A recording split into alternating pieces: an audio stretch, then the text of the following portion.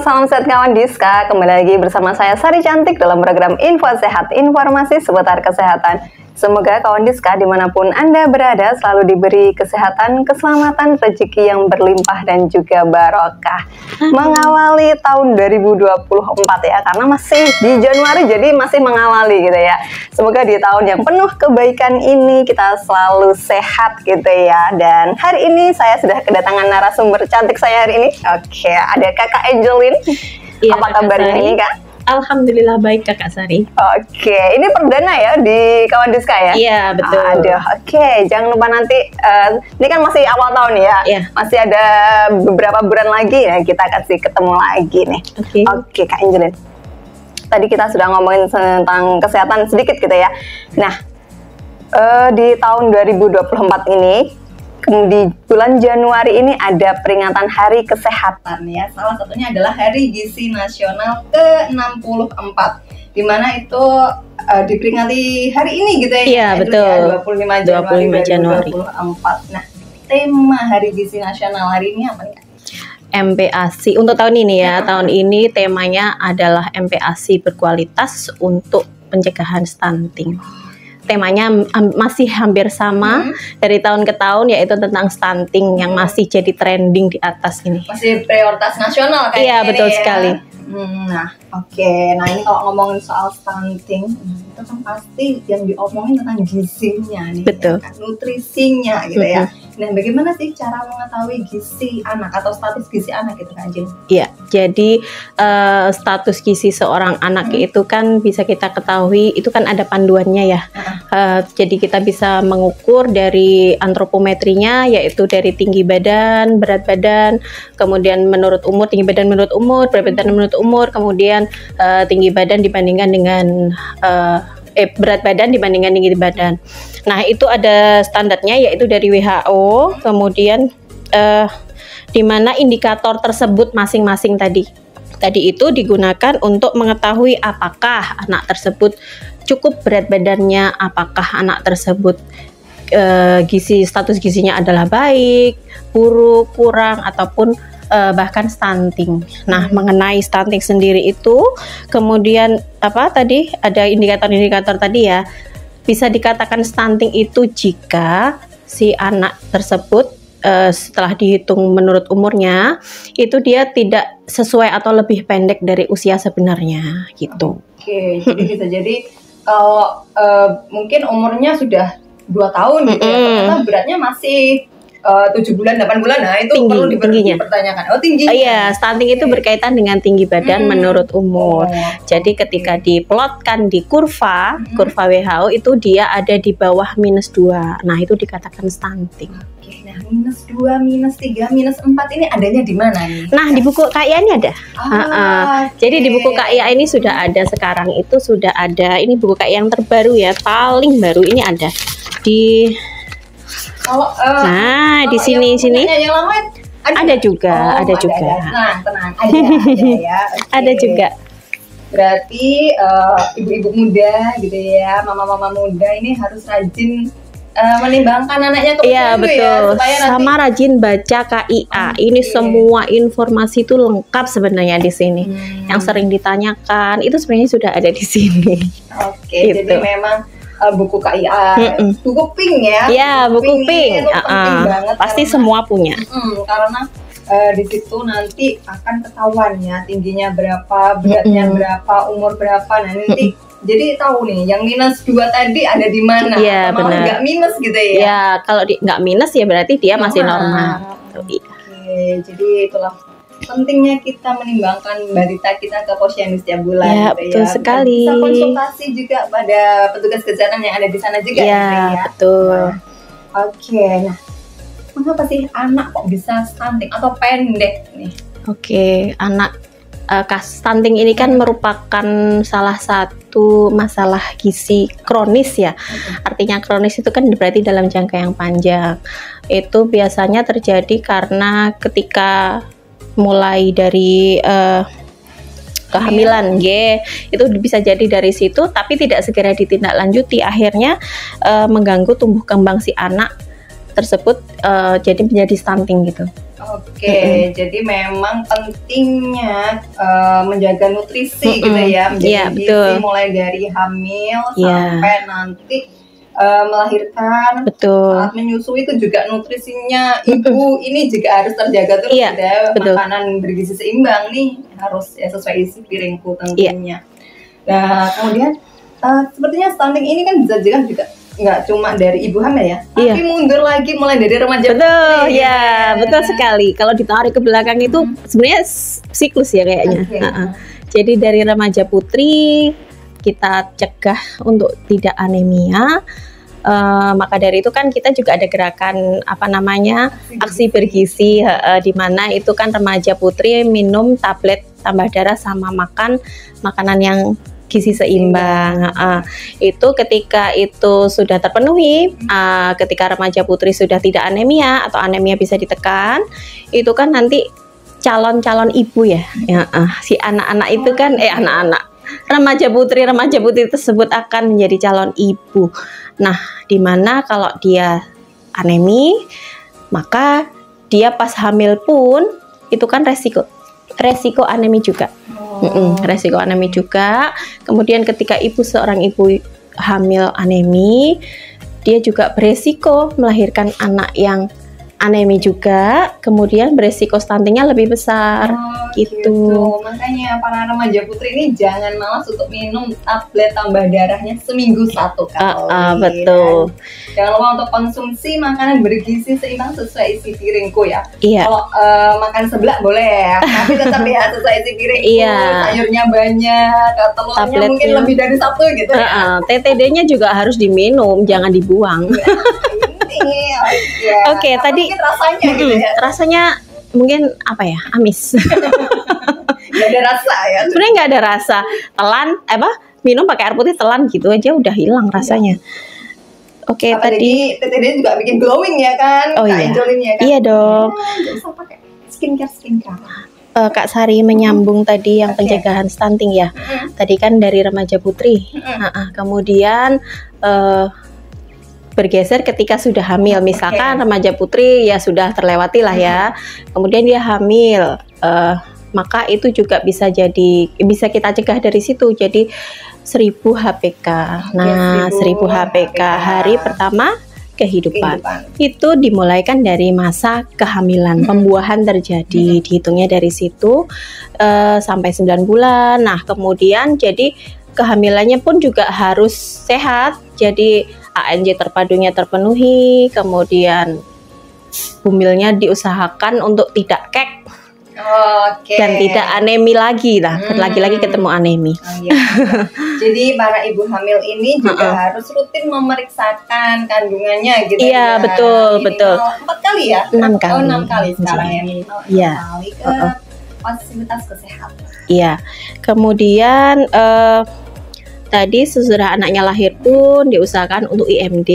Jadi si anak itu mengenal, oh ini setelah ini aku menyusu sama ibuku. Oh setelah ini inilah makananku gitu. Jadi IMD itu juga penting. Kemudian pelaksanaan ASI eksklusif juga 6 bulan itu juga sangat penting. Kemudian dilanjut setelah 6 bulan itu MPASI. MPASI-nya yang berkualitas, ingat. Nah, kemudian setelah itu tetap diberikan ASI. Jadi MPASI dan ASI tetap dilanjut sampai umur 2 tahun atau bahkan lebih boleh, anjuran WHO seperti itu. Kemudian faktor lainnya itu adalah kelengkapan imunisasi, kemudian hygiene sanitasi, kemudian juga pola asuh. Jadi itu semuanya terlibat untuk pencegahan stunting. Ya, kalau misal anaknya tidak imunisasi tidak lengkap pun resiko kena infeksi juga tinggi gitu. Oke, jadi memang pencegahan stunting itu nggak cuma karena nutrisi aja gitu ya, tapi tadi banyak sekali faktor-faktornya yang mendukung gitu ya. Betul. Jadi mulai 1000 hari kehidupan ya, dimana dimulai dari kehamilan sampai nanti melahirkan. Kemudian harus menjaga nutrisi ibu saat ASI, gitu ya. menyusui Kemudian juga itu. nanti MPASI-nya itu juga harus Berkualitas. sesuai dengan gizi seimbang juga Iya, gitu betul. ya. Imunisasinya. Nah, ini memang banyak sekali faktor-faktor yang mendukung untuk pencegahan stunting. stunting. Nah, benar Kak Angelin, ini ada pertanyaan nih dari @thekancil27. Bun, kalau balita 30 bulan, tinggi badan 84 termasuk stunting nggak? Laki-laki atau perempuan ini? Laki-laki atau perempuan ya? Di komen lagi ya. Thekancil27. 30 bulan. 30 bulan, tinggi badannya 84. Tinggi badan 84 cm. Nah, ini termasuk stunting apa enggak nih? Nah, ini karena beda ya untuk laki-laki atau perempuan. Nah, ini kalau misalnya laki-laki dan misalnya perempuan deh. Ini daripada nanti. Kita tetap harus dilihat di plot ya, karena kalau hafalan itu nggak boleh itu. Coba sesuai dengan ini ya.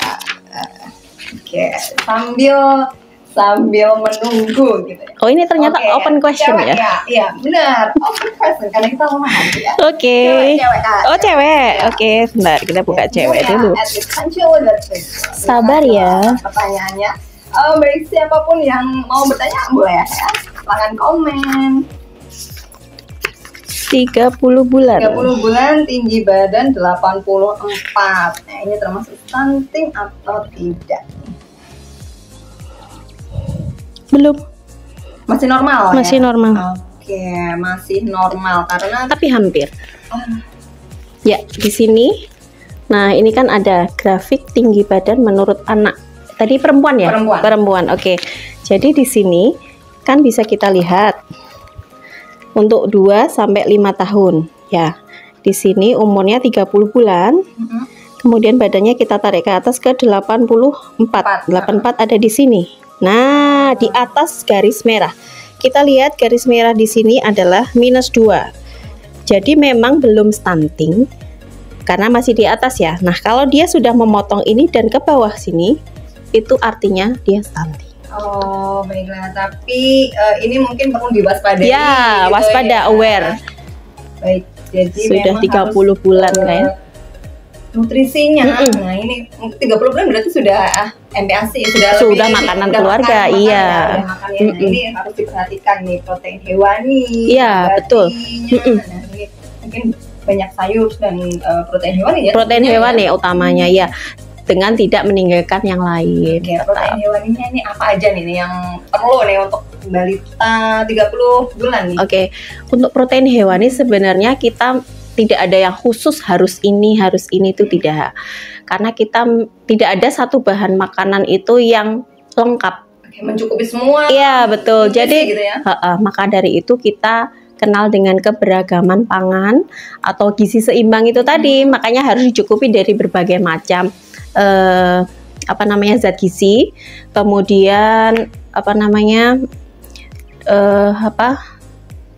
mungkin dari protein hewani tadi gitu ya, ada telur, ya macam-macam, benar, ada ikan. Jadi kalau bisa ganti-ganti supaya tidak gitu ya anaknya. Satu tidak bosan, yang kedua ya keberagaman pangan itu dari agar bisa tercukupi dari zat gizi yang lain, saling melengkapi begitu. So mungkin porsinya juga menyesuaikan. Ya, karena sudah 30 bulan ya sudah porsinya sudah lebih banyak daripada MPASI ya sebenarnya. Jadi mungkin sesuai dengan isi kantong juga mungkin. Tentu. Nah, ini bisa sayuran yang ada di sekitar rumah. Iya, panganan lokal. Jadi kemudian bisa telur tidak ayam ribet juga bisa, ya. Harus daging setiap hari gitu ya. Benar-benar. Nah, itu sesuai dengan isi kantong aja nih.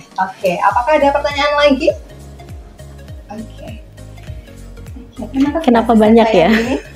Dari @ayu elvita. Nah, zinc perlu untuk umur 22 bulan. Zinc 22 bulan. Ya perlu, gini maksudnya balita itu ya, terutama balita itu ya butuh untuk zat gizi makro maupun mikro itu sangat perlu ya. Jadi kalau dibilang perlu enggak ya perlu, tapi apakah perlu tambahan dari suplemen maksudnya ya, mungkin dari suplemen tambahan. Sebenarnya kalau makanannya sudah mencukupi itu si piringku dan iya gizi betul. seimbang gitu ya. Itu nggak perlu suplemen sebenarnya, tapi ada beberapa kasus di mana anak tersebut mungkin diare, mungkin kena infeksi apa gitu ya. Itu kan memang ada beberapa zat gizi yang hilang. Nah, itu pemberian suplemen-suplemen pun itu juga sebenarnya bisa dikonsultasikan dengan dokter. Jadi nggak kondisi anak satu dengan anak yang lain itu kan nggak sama. Misalkan si A suplemennya butuh ini. Lalu si B ingin seperti si A, FOMO ya? Iya, FOMO karena kok gendut, kok bisa tinggi, kok gini, nah akhirnya ikut. Nah, itu belum tentu cocok juga. Karena kondisi anak itu beda-beda. Jadi perlu memang konsultasi ke dokter dulu ya. Iya, betul sekali. Memang putra-putri Anda itu perlu suplemen ini atau suplemen ini, jadi tidak menambahkan dosis sendiri. Iya, benar. Jadi konsumsinya aja ya untuk dari makanan kita gitu ya. Mungkin konsumsi MPASI-nya atau makanannya iya. Nah, ini perlu dicukupi sesuai gizi seimbang dan supaya beraneka ragam pangan gitu tadi ya. Nah, ini kalau sudah bergizi seimbang otomatis suplemen zinc sendiri juga pasti tercukupi gitu ya di dalam tubuh nih. Ya. Di dalam telur, di dalam seafood itu zincnya tinggi sebenarnya. Jadi mungkin yang alergi seafood bisa telur gitu ya. Iya, alternatifnya. Atau ikan atau daging. Nah, ini mungkin seminggu sekali. Ganti-ganti gitu ya. Tapi setiap hari harus ganti gitu ya. Iya, diusahakan ganti. Sesuai kantong aja juga ya. Iya, betul. Oke, apakah ada pertanyaan lagi? Oke, belum ada. Kita lanjut kembali. Nah, ini tadi kalau kita ngomongin stunting, nah apakah stunting ini bisa dicegah nih? Bisa, tadi kan sudah ya. Bisa dicegah dari 1000 HPK tadi, kemudian pola asuh, hygiene sanitasi, faktor imunisasi juga kelengkapan itu yang menyebabkan stunting sebenarnya bisa ditekan. Jadi juga di garis bawahi ini, jangan sampai anak sakit. Sakit itu sabotasenya ke tumbuh kembang itu ini banget tinggi banget gitu ya. Karena anak jahat batuk, sakit itu. Batu aja itu kan berat badan banyak sekali ya. Apalagi untuk anak-anak gitu ya. Nah tadi disinggung nih sama Kakak Angelin tentang MPASI yang berkualitas. MPASI yang berkualitas ini ya seperti apa nih? Jadi MPASI yang berkualitas itu MPASI yang diberikan tepat dan adekuat. Jadi tepat itu karena MPASI itu kan makanan pendamping ASI. Jadi setelah 6 bulan ASI eksklusif tadi, memang harus makan, ada tambahan. Karena ASI saja sudah tidak bisa memenuhi kebutuhan sehari-hari si bayi. Jadi ditambahkan makanan, yaitu makanan pendamping ASI, diberikan pas umur 6 bulan. Kemudian langsung terdiri dari menu lengkap, jadi menu gizi seimbang. Tidak ada namanya menu tunggal lagi ya sekarang ya. Dulu itu kan sempat bermunculan gitu ya. Nasi dulu, karbohidrat dulu, terus besok 3 hari kemudian ini dulu. Sekarang enggak, karena kalau caranya begitu itu resiko untuk stunting dan weight failure-nya itu tinggi sebenarnya. Jadi harus langsung menu lengkap, jadi terdiri dari karbohidrat, protein hewani, protein nabati, sayuran, dan buah. Tetap sayur dan buah diberikan meskipun porsinya sedikit, untuk mencegah sembelit, dan untuk mencukupi kebutuhan vitamin A, C, untuk membantu penyerapan zat besi yang ada di protein hewani. Gitu. Nah ini untuk porsi-porsi di MPASI sendiri ini, apakah di buku pink ini ada nggak? Ada dong. Memang buku serba ada gitu. Ada dong. Ayo, siapa yang nggak pernah buka buku ini? Nah, ini. Atau bukunya wes lungset, bukan karena sering dibaca, tapi buat tipas-tipas kalau ke posyandu ya. Nah ini karena bagi mungkin mama-mama muda gitu ya, berapa sih porsinya nih MPASI ini yang tepat gitu ya? Ya, kunci keberhasilan MPASI itu ya, kita kenalnya 6 pas. Kalau 6 pas bukan 6 pas, 6 pas itu ya pas. Pasti pas ya, tapi bukan pas BBM ya, bukan. Okay. Kita bahas satu-satu ya. Satu, pas umurnya, ya itu tepat di umur 6 bulan. Ya toleransi 2-3 hari bolehlah, tapi jangan di umur 5,5 bulan atau bahkan sampai 7 bulan baru MPASI, jangan. Karena apa? Di umur 6 bulan itu memang dia sudah, ya ini rancangannya Tuhan ya Allah ya, jadi sudah pas di umur itu memang dia sudah harus butuh makanan tambahan gitu. Jadi memang tapi ASI masih tetap jalan. ASI harus tetap jalan sampai 2 tahun tadi ya, jangan lupa. Kemudian yang kedua, pas frekuensinya, jumlah berapa kali makan dalam sehari. Jadi mulai dari 6 bulan pun itu sudah 2-3 kali makan. Jadi terbagi usia ya, bayi itu kan di bawah 1 tahun. Jadi 6-11 bulan ya, kita bahasnya dibagi-bagi per usia. Jadi 6-8 bulan itu 2-3 kali makan dengan 1-2 kali selingan atau snack gitu. Apakah harus langsung segitu? Enggak. Jadi dicobakan bertahap, disesuaikan dengan kemampuan anaknya. Jadi 3 hari pertama mungkin 2 kali dulu makan utama, nanti ditambah 1 kali selingan. Hari berikutnya kalau anaknya kayaknya oke tuh ditambah lagi gitu. Jadi porsinya sampai 8 bulan, frekuensinya sampai 8 bulan tadi adalah 2-3 kali makan dalam 1 hari, ditambah 1-2 kali snack atau selingan atau buah gitu ya. Iya, bertahap dan berprogres. Harus nanti 8 bulan ya sudah harus pintar 3 kali makan harusnya gitu. Dan ini masih halus ya kalau usia segitu ya, masih blender gitu ya. Enggak blender. Jangan blender. Enggak boleh blender. Ya. Oke, kita bahas lagi nanti di pas berikutnya. Berikutnya. Yang ketiga, pas jumlahnya atau volume ya. Jumlahnya seberapakah banyaknya anak makan? Apakah 1 mangkok atau jangan sampai kita itu mindsetnya masih lama gitu ya. Gimana? Dikasih 1 mangkok harus dihabiskan gitu. Gitu. Apa yang harus dihabiskan? Ya. Aduh. Harus menyelesaikan porsi anak sendiri ya. Oke, kita bahas dari tadi tetap ya sama dengan frekuensi tadi. Kita bahas dibagi lagi menjadi kelompok umur 6-8 bulan itu karena memang dia baru pertama kali makan, peralihan dari ASI saja, jadi kan ASI kan cair ya, harus makanan solid atau makanan padat itu. Jadi bertahap juga 6-8 bulan itu 2-3 sendok makan. Sendok makan kita itu porsinya segitu, itu sampai 125 mili. Itu 6-8 bulan setiap kali makan. Jadi misalkan umur 6 bulan, hari pertama sampai ke-4 itu 2 sendok makan sampai 3 sendok makan dulu. Kemudian habis nih sampai 2 kali dulu lah ya makannya. Habis nih, nanti lagi hari berikutnya ditambahi 1 sendok makan gitu. Jadi bertahap sampai 125 mili. Seberapa sih 125 mili? Apakah setengah gelas kayaknya ya. Gelas belimbing itu gelas gitu ya, 125. Jadi nggak harus ditakar bener-bener 125 mili, enggak. Kita pakai apa aja yang ada di rumah. Pakai sendok bule, pakai gelas apa itu?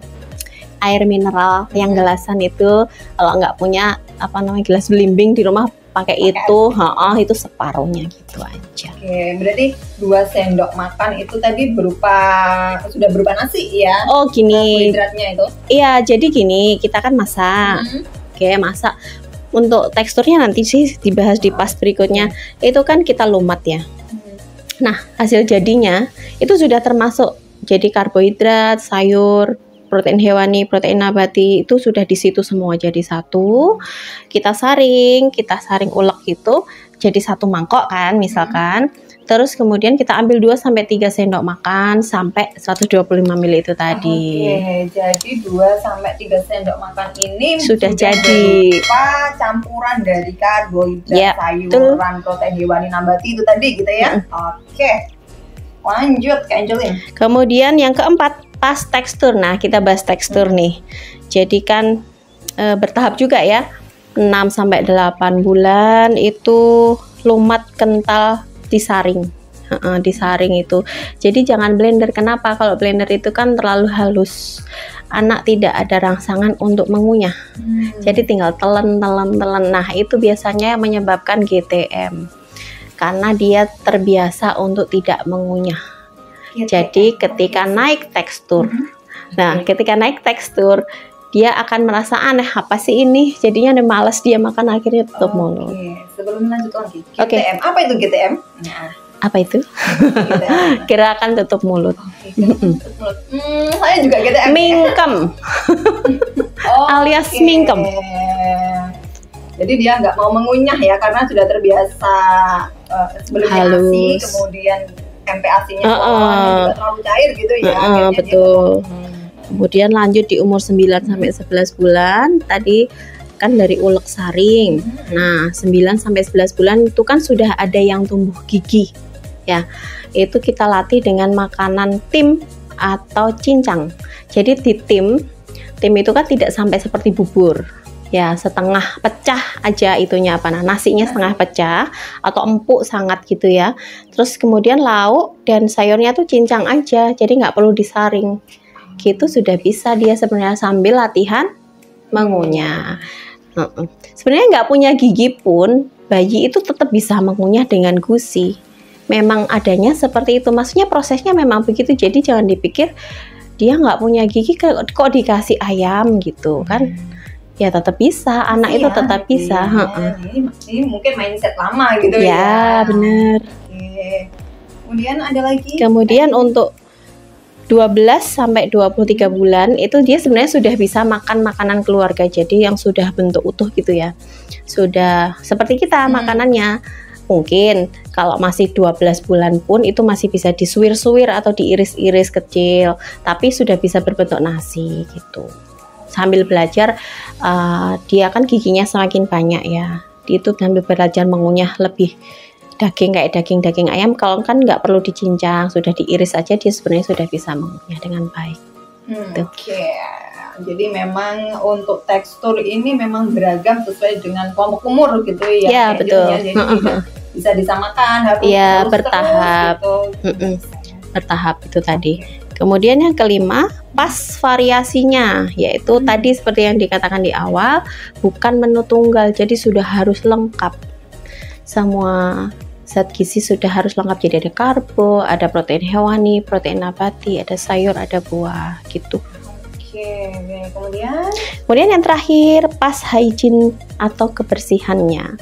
Jadi perhatikan kebersihan saat pengolahan ya, karena rawan kontaminasi makanan di situ. Nah, nanti kalau kena kontaminasi juga bisa menyebabkan infeksi, nanti sakit lagi. Jadi memang harus kita perhatikan benar-benar pengolahannya.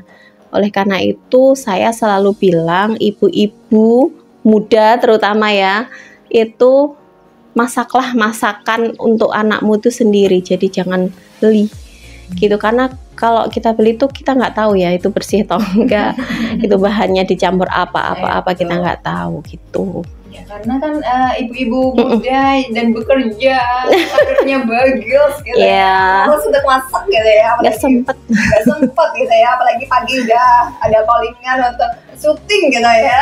Curhat ya Bu ya. Enggak.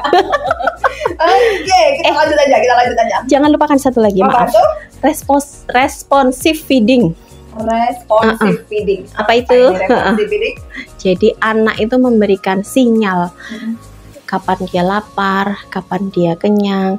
Dan sebagai orang tua atau yang mengasuh mungkin ya, kalau orang tuanya bekerja yang mengasuh, yang memberi makan, itu juga harus nanggap sinyal itu.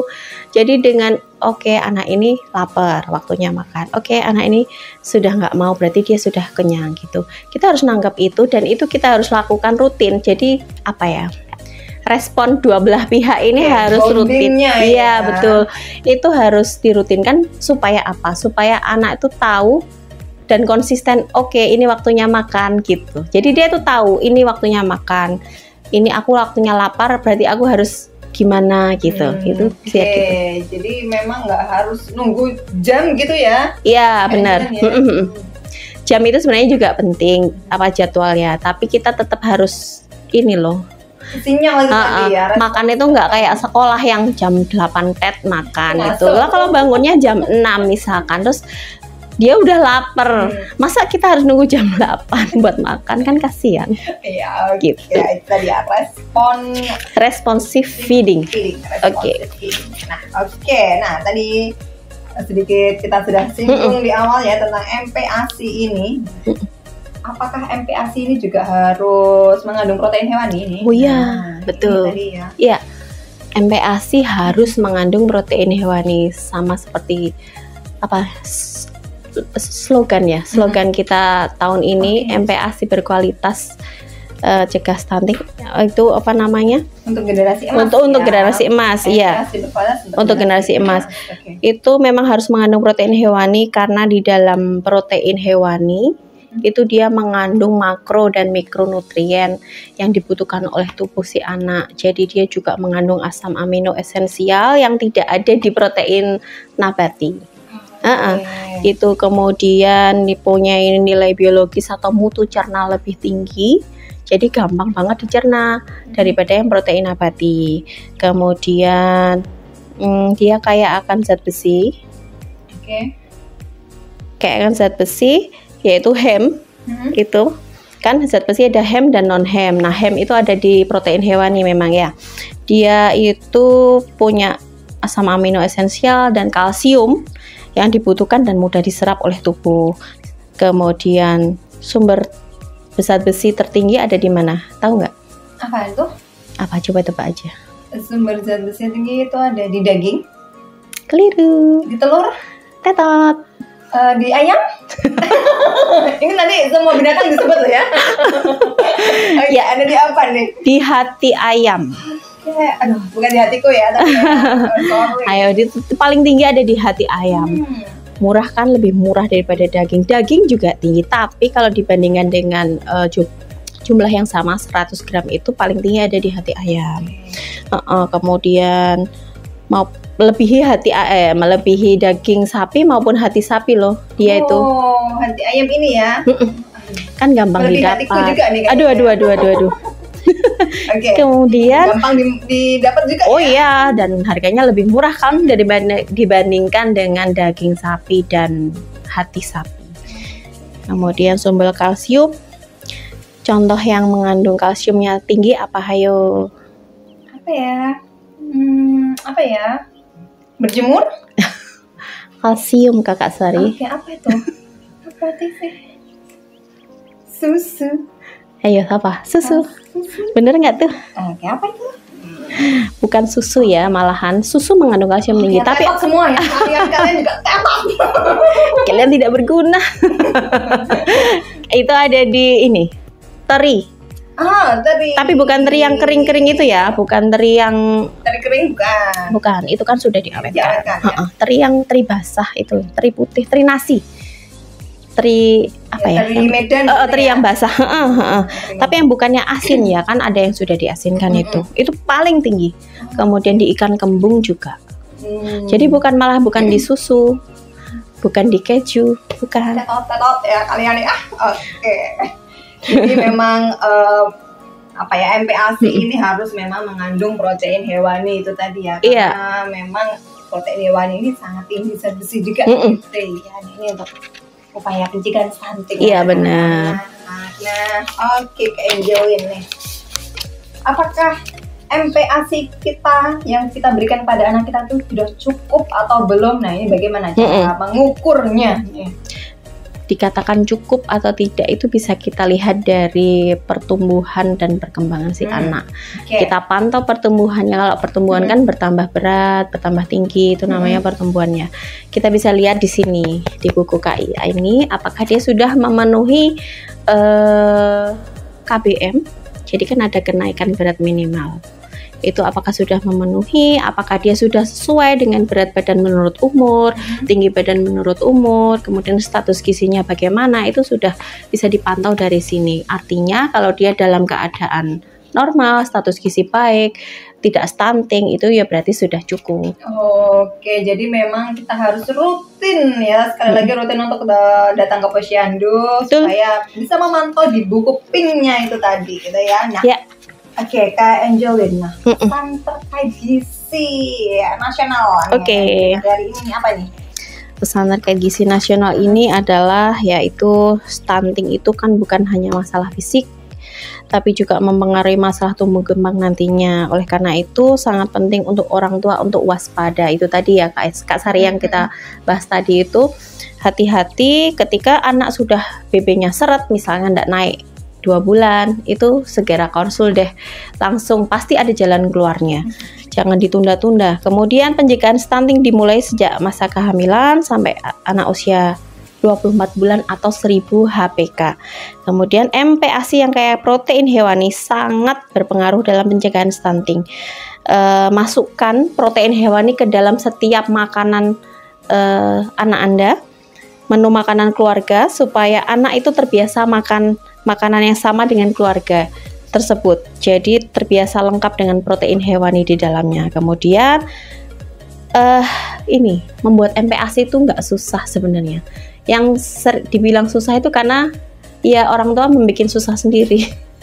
Karena sering ikut-ikut di medsos, influencer. Nah, itu yang harus pakai apa itu olive oil, harus pakai butter dan lain-lain, itu nggak penting banget itu. Pakai pangan lokal yang ada, kita bisa memenuhi MPASI anak itu dari sekitar kita, bahan sekitar kita, atau bahan makanan kita sehari-hari yang kita masak itu yang anak makan juga bisa loh, asalkan nggak pedes. Pokoknya itu aja, dan teksturnya juga disesuaikan dengan umur si anak. Gampang banget sebenarnya bikin MPASI itu. Kemudian pengentasan masalah stunting itu tugas kita bersama, jadi nggak hanya ahli gizi, nggak hanya posyandu, betul, nggak hanya di sektor kesehatan aja, banyak, semuanya terlibat. Kemudian maka dari itu keluarga ya, ini sebagai lingkup terkecil dari si anak yang mungkin beresiko stunting ataupun dia sudah stunting, itu keluarga tersebut hendaknya mau dan bersedia dari hal kecil aja membuat MPASI rumahan. Jadi jangan usah beli-beli itu yang di pinggir jalan itu, membuat masalah baru itu. Itu masukkan protein hewani di setiap makanan yang kita masak agar supaya anak itu terbiasa untuk makan itu. Kalau mamahnya nggak makan, ayahnya nggak makan, mana mau anak makan, orang nggak ada contohnya gitu. Gitu ya. Jadi dimulai dari MPASI yang benar dan berkualitas, insya Allah masalah stunting di Indonesia ini bisa turun atau ditekan gitu. Oke, terima kasih Kak Angelina. Ini sebenarnya kita masih banyak banget ya ngomong soal MPASI ini aja. Gak ada habisnya. Oke, nanti next ya. Oke. Lagi lanjutannya MPASI part 2 gitu. Oh gitu, oke. Karena tadi kayaknya belum semuanya tergali gitu ya tentang MPASI ini gitu. Tapi waktu juga yang apa ya, menyudahi kita, memisahkan kita ya untuk hari ini. Nah, terima kasih Kak Angelina. Sama-sama. Di podcast Kawan Diska tadi slogannya adalah MPASI berkualitas untuk generasi emas. Oke, selamat hari gizi ke-64. Dan juga jangan lupa untuk terus follow IG Pemkes Kota Madiun untuk info sehat selanjutnya, dan YouTube Kawan Diska. Bye.